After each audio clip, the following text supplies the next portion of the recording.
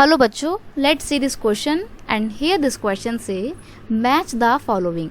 यहाँ पे आपको कॉलम ए को कॉलम बी से क्या करना है, मैच कर रहे हैं, मिलान करना है। तो मैचिंग करते हैं। देखो यहाँ पर आपको ना कुछ इंसिडेंट दिए हुए हैं और ये इंसिडेंट कब हुए थे, क्या टाइम पीरियड था उनका, यहाँ पर आपको ईयर दिया हुआ है। तो मैचिंग करनी है आपको कि ये पर्टिकुलर इंसिडेंट कौन से सन में या कौन से ईयर में हुआ था।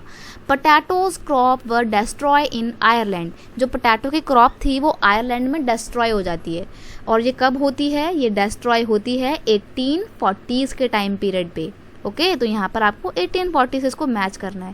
देखो जो पोटैटो था ना, पोटैटो की जो ओरिजिनल खेती थी वो अमेरिका में हुआ करती थी और बाद में अमेरिका की डिस्कवरी के बाद से जब कल्चरल एक्सचेंज होता है, चीज़ों का, गुड्स का, इंसानों का और कल्चर का एक्सचेंज होता है, तो साथ ही साथ फूड का भी एक्सचेंज होता है। तो अमेरिका से आलू की खेती, आलू की जो फसल होती है वो यूरोप में लाई जाती है। यूरोप के लोगों को आलू बहुत पसंद होता है, आलू सबको पसंद होता है, कोई ऐसा होता ही नहीं जिसको आलू ना पसंद हो। तो यूरोप के लोगों को आलू इतना ज़्यादा पसंद आने लग जाता है कि वो पूरी की पूरी कंप्लीटली डिपेंड हो जाते हैं आलू के ऊपर ही।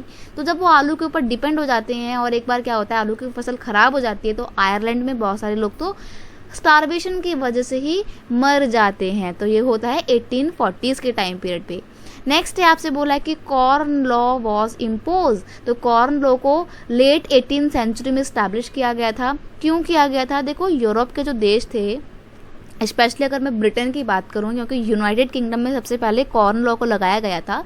तो इसमें क्या होता था कि बाहर के देशों से आप कोई भी ना फूड आइटम नहीं परचेज कर सकते हो, और अगर आप परचेज कर रहे हो तो उसके ऊपर आपको हैवी टैक्स देना पड़ेगा, टैरिफ देने पड़ेंगे। तो ऐसे में बाहर के देशों से खाना खरीदना बहुत ही मुश्किल होता जा रहा था। और उस टाइम पे यूनाइटेड किंगडम में तो इंडस्ट्रियलाइजेशन हो रहा था, तो एग्रीकल्चर होती नहीं थी, लोगों के पास खाने पीने के लिए सामान ही नहीं होता था, तो बड़ी दिक्कत हो रही थी। ऐसे में तो वो लोग बाहर के देशों से सामान खरीदते थे, खाना खरीदते थे, और गवर्नमेंट को ये बात बिल्कुल पसंद नहीं आ रही थी। फिर गवर्नमेंट क्या करती है, कॉर्न लॉ लगा देती है लेट 18th सेंचुरी में।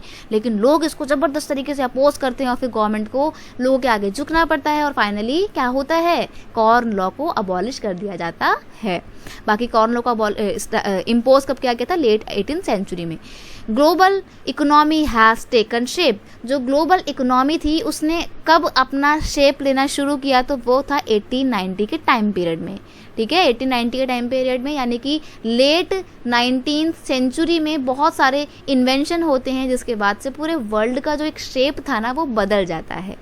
आगे है spread of rinder paste in Africa. Africa में रिंडर पेस्ट की जो बीमारी थी, जिसको कैटल प्लेग भी बोला जाता है कॉमनली, ये कब फैली थी अफ्रीका में? तो ये फैली थी 1890 के ही डिके में, और बहुत ख़राब बीमारी थी। लगभग 90% अफ्रीका के जानवरों ने अपनी जान खो दी थी इस भयंकर बीमारी में। अब यहाँ पर हमने जो भी मैचिंग करी है ना, उसको मैं एक बार लिख देती हूँ। यहाँ पे बेटा हमने फर्स्ट की मैचिंग करी है किससे? सी से मैचिंग करी है। सेकेंड की मैचिंग हमने करी है डी से। 3 की मैचिंग हमने करी है यहाँ पे बी से, और 4th की मैचिंग हमने करी है ए से। और इस तरीके से ये हैं आपके final answer. I hope you understand it well. Best of luck.